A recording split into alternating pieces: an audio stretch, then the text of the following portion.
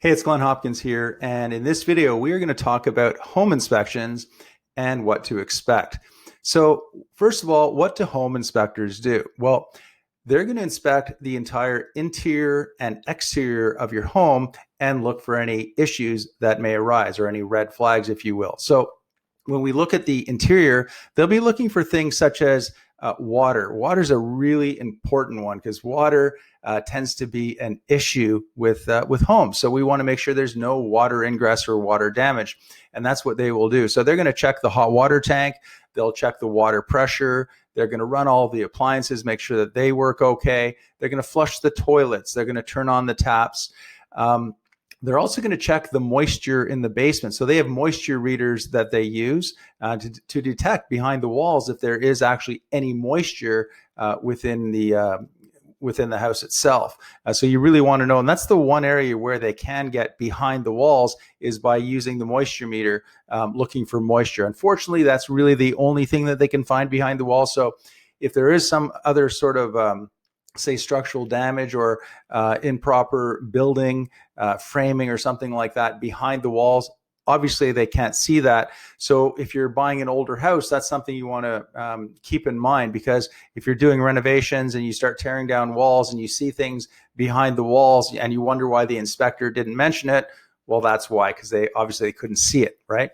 So, but yeah, so they're also going to look at the electrical side of things. So they look at the water side. They're going to look at the electrical. So they're going to want to look at your breaker box, make sure everything's up to code with the wiring and so on. Again, they're going to check all the appliances, run the appliances. They're going to look at the heat and the AC. So they'll check out your furnace and your air conditioning unit to make sure that they are working okay. They're also going to check the fireplaces. So if there are fireplaces in the house, they're going to look at the fireplaces. They're going to get up in the roof and look into the chimney and make sure there's no issues with that. As far as the exterior of the home, again, they're going to look for any type of visual structural issues. They're going to look at the roof. That's always a big one. They're going to climb up on the roof and make sure that there's no damage. They're going to give you an idea of how much more life the roof has in it for you. They'll look at the chimney again, make sure there's not any chimney issues. They'll check the siding, the gutters, the windows. They'll open and close every window for you. If there's a swimming pool or a hot tub, they'll check that as well for you. Okay. So ultimately, they're going to check as much as they can, interior and exterior, and look for any issues or red flags to talk to you about.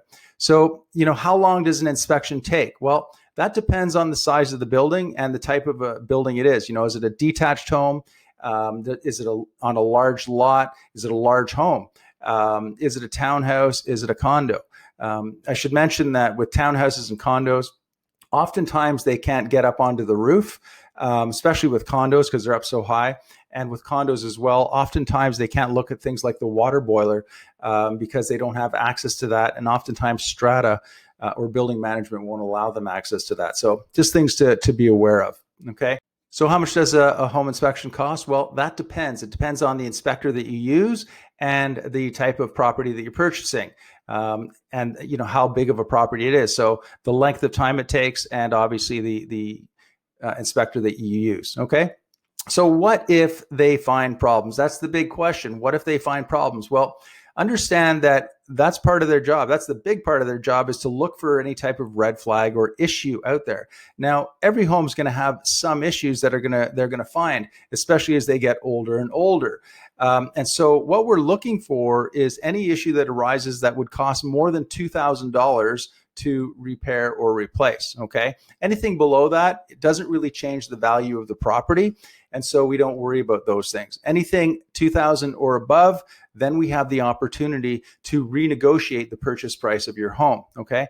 And then once we do that, we can write up an addendum. I would do that for you, listing out the terms of what the seller needs to do before removal of subject. And so that might mean getting certain repairs done, or maybe it'll be an addendum just showing an outright change in the price or the purchase price of the home. So I hope that helps. If you have any questions, let me know.